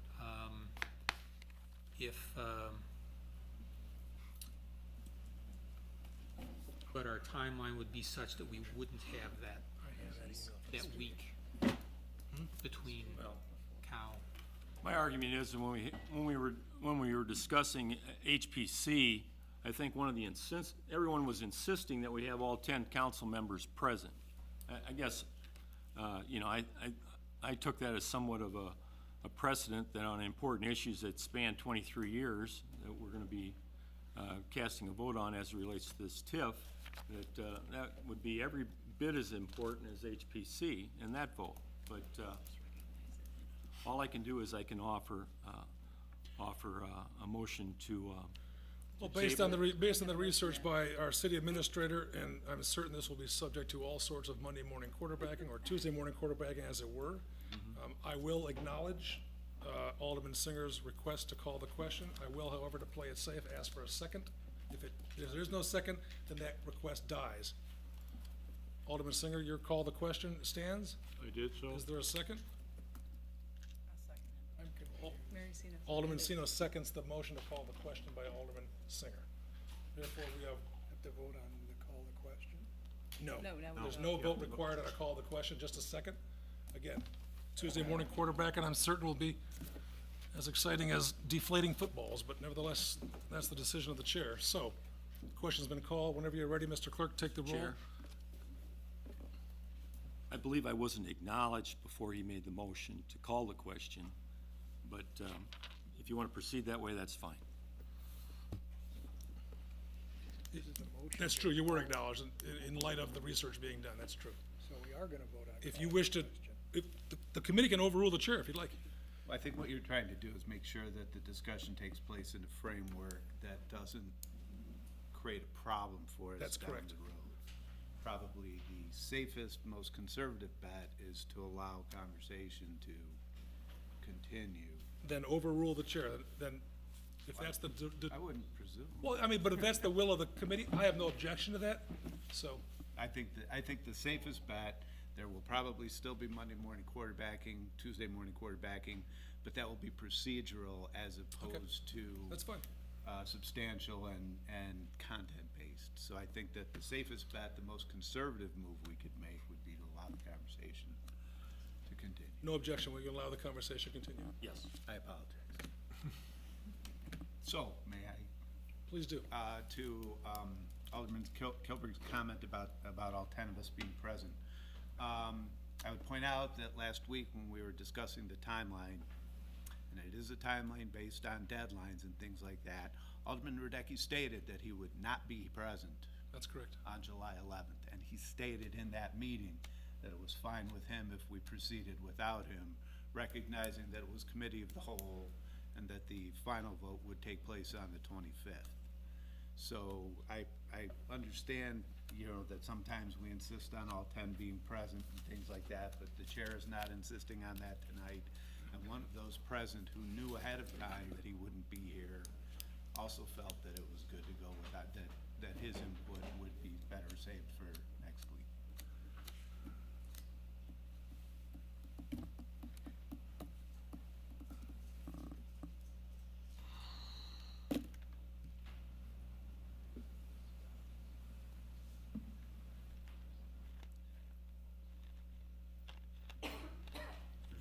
So a man walks into a bar.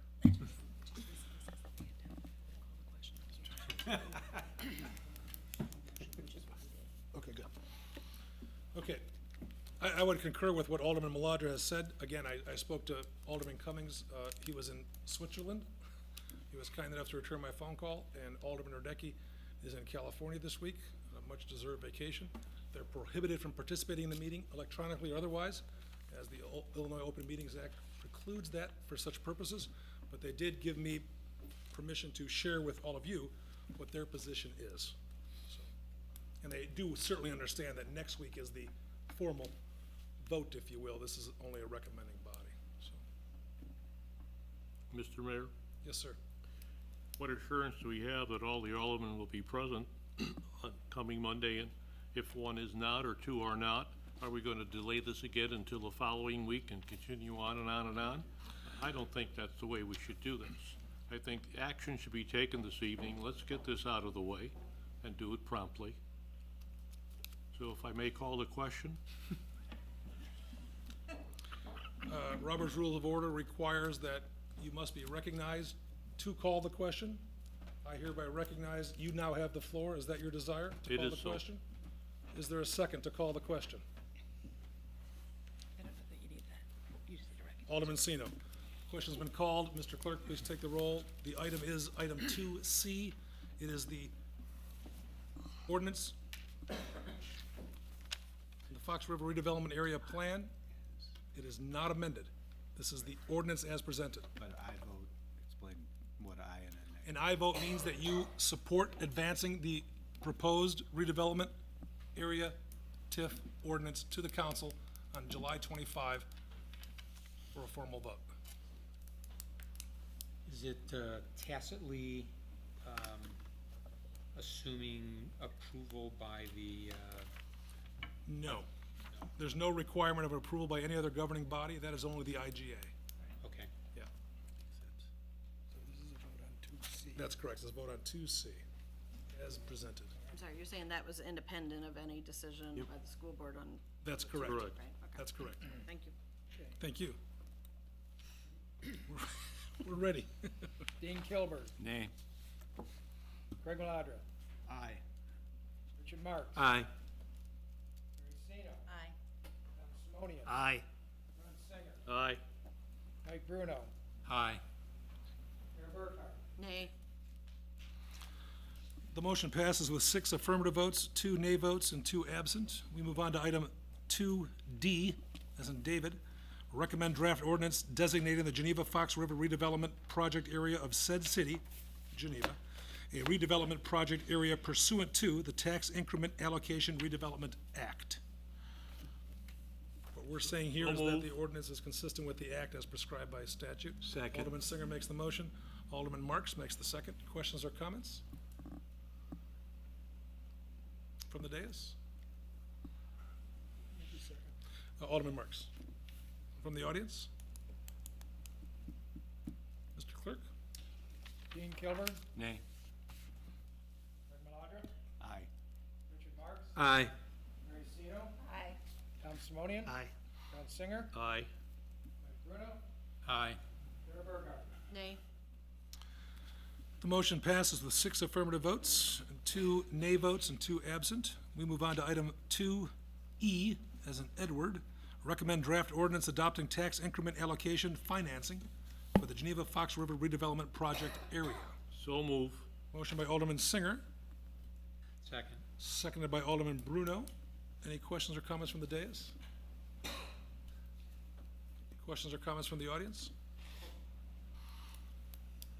Mr. Clerk? Dean Kilburg, Nay. Craig Maladra, Aye. Richard Marks, Aye. Mary Sino, Aye. Tom Simonian, Aye. Ron Singer, Aye. Mike Bruno, Aye. Mayor Burkhardt. Nay.